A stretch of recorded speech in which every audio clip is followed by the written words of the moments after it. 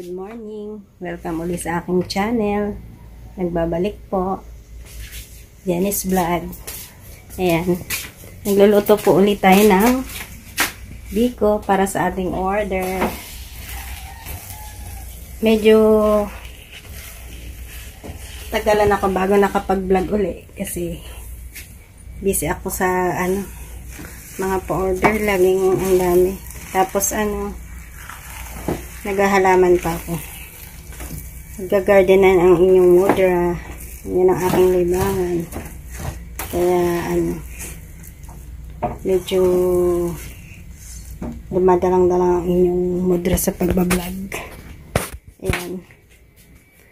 Pakita ko sa inyo ang aking halaman.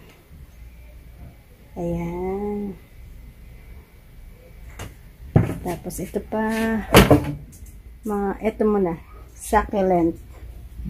Ayan. Ayan siya, Black Prince. Tapos yung aking mayana. Nandito lang yan sa loob ng bahay. Almost 1 month na rin siya. Tapos yan. Ayan siya.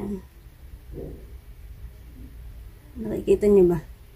Ito kasi yung aking aglaw. Ayan. Ayan siya. Tapos, meron pa. Wait. Ayan naman ang aking palmera. Ang aking whale pin.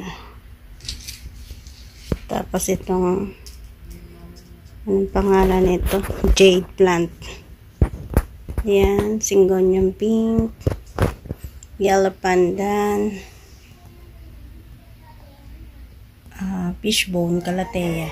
Maliit lang siya. Ayan. Tapos ang aking moonshine snake plant. Ayan pa isa. Hindi ko, iba to eh. Ayan, iba siya kaysa dito sa moonshine. Tapos ito yung mga dwarf. Tapos yan, tinanim ko lang yan. Yung fortune plant. Ito, nabili ko ng 150. Ang pink rapple.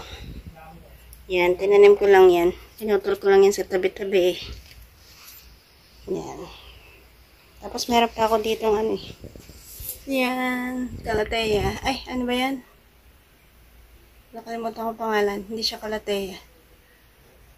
Monstera. Yan. At ito, hindi ko rin alam ang tawag kung ano yan. Yan guys, marami pa tayo dun sa labas. Baka masunog yung ating biko. Haluin ko muna. Yan, malagkit na siya. Kunat-kunat na. Mamaya pakita ko sa inyo yung mga plant sa labas. Yan guys, maluluto na yung biko. Pagka ganyan na siya hirap haluin. Tapos, tawag dito. Tikit-tikit na siya. Yan, sama-sama na siya pagka binaliktad mo. Yan, hindi na siya naghihiwalay. Yan, pwede na yan. Kaya lang niluluto ko pa maigi para makunat na makunat. Gusto ng iba maligat na maligat. Yan.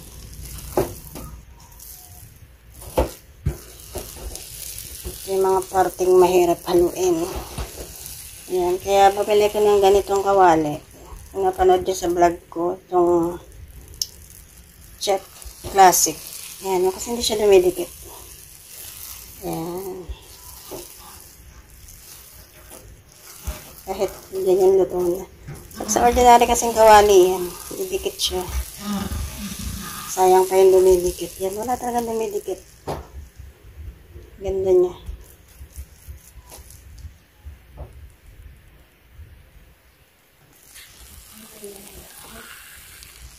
Kahit na yan, lutong-luto na.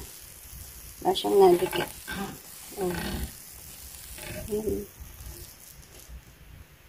Kaya ganda-ganda ako dyan sa kawali na yan.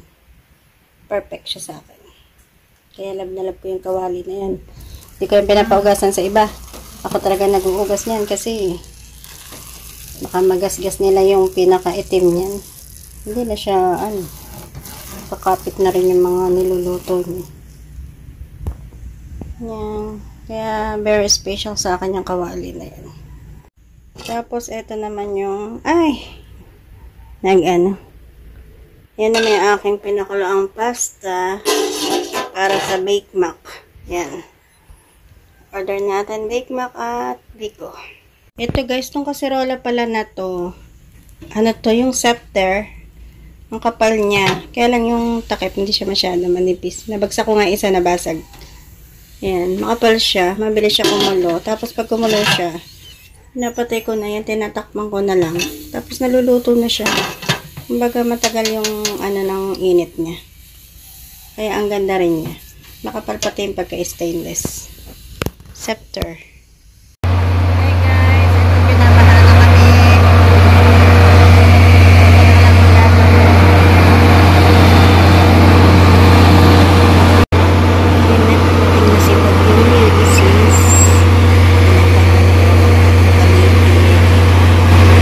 Ayan yung mga plants. Kung saan ko na lang nilagay kasi babahan na. Tinataas ko sila. Ayan. Pinasok ko sa loob. Kasi may tubig na sa kalsada. Ayan na. May tubig na yung loob namin. Hindi na napigilan ng baha. At ito ang palengke ng Marikina after ng baha.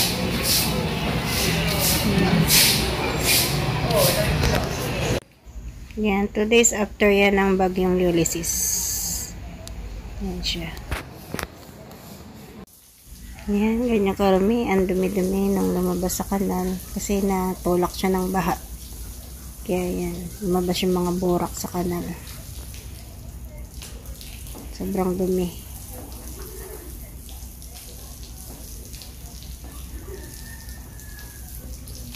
Itim na itim yung mga lumabas sa kanal.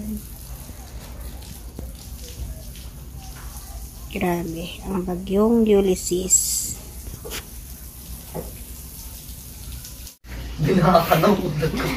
Ayan, hindi ko na napakita yung plant sa labas kasi binagyo na. At kami binaha ng konti. Konti lang naman, hanggang talampakan. Kaya ayan, nag-aayos pa lang ako ulit ngayon. Ayan, nabago yung setup ng aking lamay din. Ayan. At namaya, pag natapos ako, tsaka kayo papakita yung mga kasi makalat pa kami. Ang gulo-gulo pa. Magulo pa. Nagulo aming mundo. Ayan. Binaha kami. Hanggang talampakan lang naman. Yung bagyong Ulysses. Ayan. Dami. Ang daming pinarwisyon yung bagyo na yan. Kaya ayan, isa kami doon. Pero hindi naman kami masyadong apektado. Kasi konti lang naman. Ayan. Kaya kami nagliligpit ngayon. Ang gulo-gulo pa. Ayan siya. Ayan yung iba kong plants. Napalagay na dyan ng umulan. Pinasok ko yung ibang halaman. May ayusin ko pa. Hi, good morning. Kagigising lang ni Mudra. Ayan. Ito sabi ko ipapakita ko yung mga plants sa labas. Hindi ko na siya napakita kasi, di ba dumating nga yung bagyong Ulysses. Pinasok kami ng baha dito. Pero konti lang naman. Hindi naman siya malalim. Hanggang talampakan lang. Pero natakot din ako kaya pinasok ko yung mga halaman dito. Nakita ko yung mga clip ng halaman ko na pasok. Kaya ayan. Ngayon ipapakita ko na. Kaya lang yung iba medyo kasi yung isa kong halaman nandun sa may generator na sunog siya, nainitan. Ayan, ipapakita ko na yung iba kong halaman. Ayan, yung mga halaman ko nandun binibilad ko, dito ko yung pinapatong, tsaka doon sa may oven binibilad ko siya dito. Yung iba kong halaman, ayan. Tapos ayan yung mga bago kong tanim na ako nilalagay. Ito, binilad ko iba. Ayan siya. Ayan, masarap ng pinto. Binibilad ko lang. Tapos inaalis ko rin. Yan, binibilad ko lang yan. Tapos inaalis ko rin pagka wala ng araw.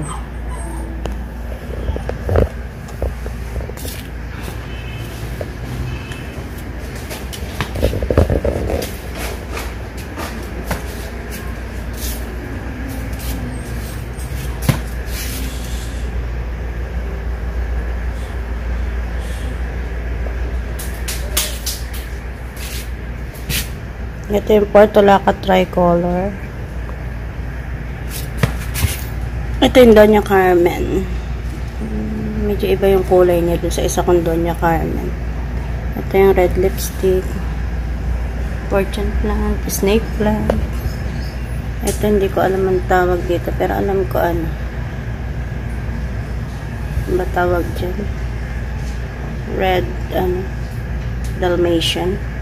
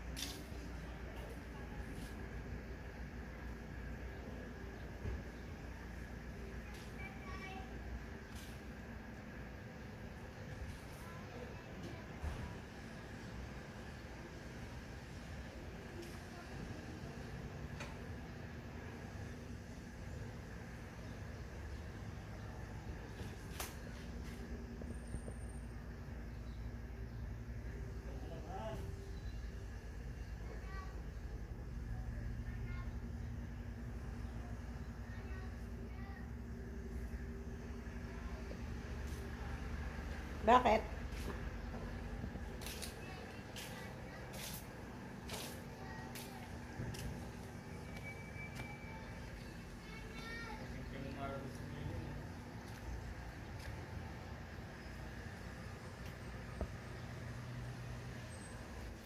Ang aking bantay sa halaman.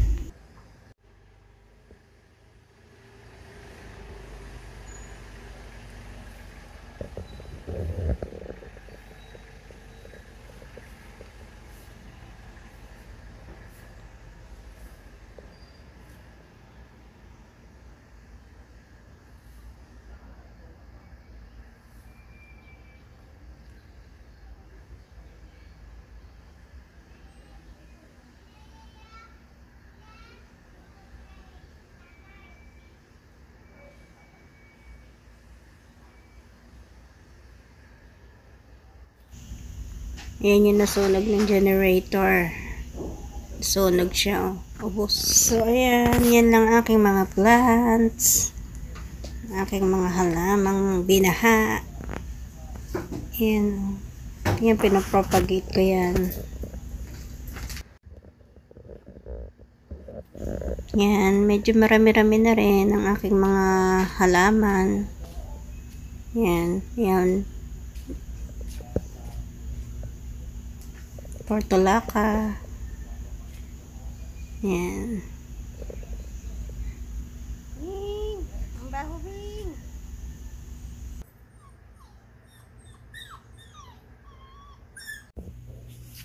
Ito si whale pin. Ganda niya. Sa mula dumating siya dito, ganyan na siya. Para lang siyang plastic. Hindi siya nagkakaanak. Ito si Sansevieria. Si Moonshine at si Siam. Snake Siam. Ito Siam. Tapos ito si Moonshine. Ito hindi ko na ito nilalabas. Kasi hindi na masyadong kailangan ng araw. Kaya lang lagi siyang uhaw. Ito, i-repat ko ito. Pinapalaki ko lang ng konti. Ito si Potos. And, ano ba ito? Enjoy Potos. Tapos, ito naman si, hindi ko alam kung pink cochin siya o pink Dalmatian. Ayan. Doon pa isa sa gilid. Hindi ito spider eh. Pero lagi napapagkama lang spider.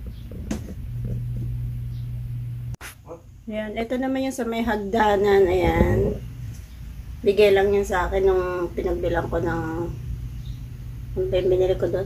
Silver and photos. Ayan, tapos dito ko ito nilagay. Nakababad lang sa tubig. Yung photos na yan. Hindi ko pa siya naayos. Oh. Gulo-gulo pa niya. Dito kasi dati nakalagay yung Mama Mary. Nilipat ko. Tapos ito yung nasa may pintuan namin dati. Nalipat siya nung nagbaha. Nagulo yung aming mundo. So, ayan. Naipakita ko na yung mga plant sa labas. Teka, ba't malabo? Ayan. Natagalan kasi binaha kami. Yan. Yung mga binaha dun sa baba, grabe. Nakakaawa. Sa palengke. Sa palengke ng Marikina. Ako lubong. Tapos yun dyan sa may mga malapit sa ilog. Ngayon. Kawawa sila. Hala! Yan. Kaya grabe yung bagyo na yan. Napakaraming napinsala. Yan. Kaya pagbablog ko natagalan kasi nagliligpit kami. Kasi inakyat dami yung iba naming gamit. Yan, diba? Ang bilis lang mag-akyat. Tagal magbaba. Pati yung mga pwesto niya na iba-iba na. Yan. Yan. Nagre-reflect yung salamin sa ano ko. Yan. Si Jello kasi nakikita doon. Kumakain. Yan, may mga collection pa ako dyan. Hindi ko pa masyado. May mga bagong tanim kasi ako. Pwede yung hingin, pwedeng ibenta. Yan. Kaya, inaano ko siya sa mga seedling pot. Nagre-reflect yung ano. Yan, kaya dito na lang muna ang ating vlog. Bye-bye!